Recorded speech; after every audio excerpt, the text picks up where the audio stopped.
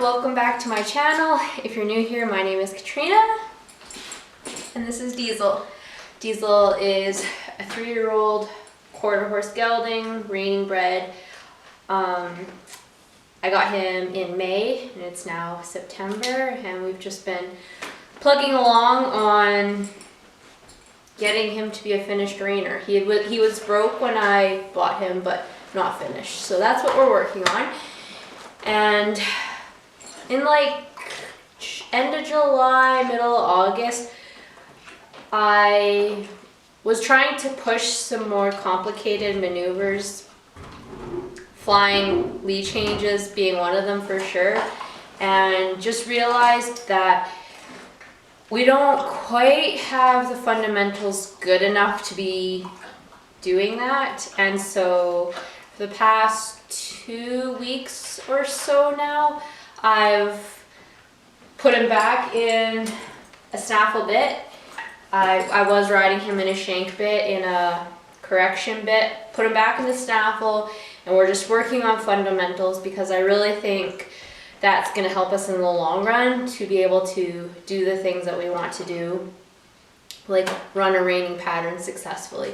So we're doing a lot of just fundamental drills, lots of repetitions, just getting things really solid before we move on to more complicated maneuvers. So in the past few videos that you've watched, you've seen me do lots of lateral flexion, lots of just getting him round. That sort of thing I do in every single ride, and lots and lots and lots of it, because that is how horses learn.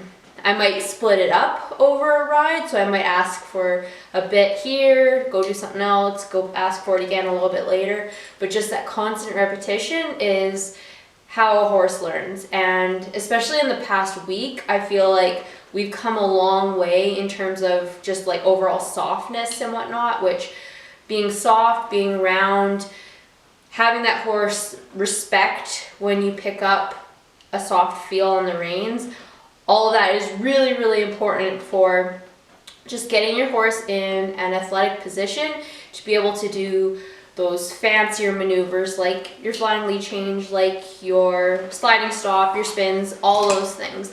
And so that's kind of what we're focusing on right now. It does feel like kind of a step back, but like I said, in the long run, having those fundamentals down pat is going to make everything else easier than it otherwise would be. So we are all tacked up and ready to go.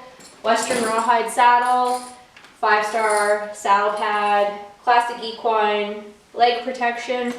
He's got rims on the front, sliders on the back, which I will be pulling those off soon because winter is coming and Diesel will be spending the winter outside this year. So yeah, we are ready to go. So let's head up to the arena and get the show on the road.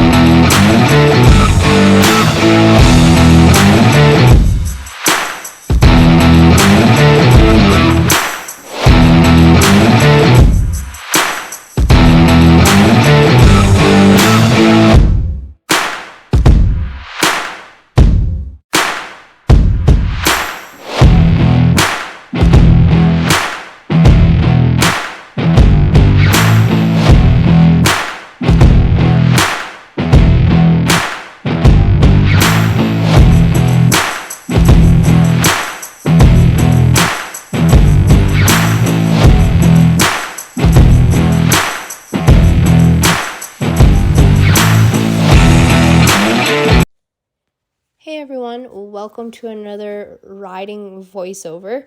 So today we're working on something not super sexy at all. We're working on walk, jog, walk transitions. So what I've really been trying to work on with Diesel is getting him nice and round, nice and soft in his face, and lifting up that back and using his body. And part of that is in our transitions, making sure that he goes into those transitions with roundness, because it's much harder to develop roundness if you're already just strung out, back hollow, all those things. So doing these walk, jog, walk transitions, while it's not super exciting and it's not super fancy, it's going to go a long way into developing him as a rounded, collected horse that can move athletically. So what I'm doing is just I'll walk and then pick up a jog. And Diesel has a tendency to lift his head up when I ask for the jog. So because I know that, in anticipation of that, I ask for even more roundness going into that transition. So before I even cue for the jog, I'm asking him to get even more round, and hopefully as he goes into the jog, then he'll stay more level rather than lifting up his head. I will say it does take a lot of repetitions, lots and lots and lots of repetitions. And I have actually found that if I keep the walking portion shorter, he's better at keeping his head down. Like if I let him walk 5 steps versus 10 steps, he's more likely to lift his head up when I let him do 10 steps. So I think it's just because he's getting more strung out the more steps he does. I'm not 100% sure, but that's just something I've noticed. So it's a lot of making sure he's soft and making sure as much as possible he'll keep that head down in those transitions, going up and going down. And then when I stop, of course, I always back up my horses every time I stop, so it just becomes automatic for them. So during this ride, I spent a lot of time doing these up and down transitions. And I wouldn't recommend doing walk or jog, lope, jog transitions until you have this absolutely solid. And it's going to go a huge way in getting roundness out of your horse. And then, of course, I just finished off with some lateral flexion from side to side. Today he was a little bit stiffer for whatever reason, but I've been doing this lots and he has come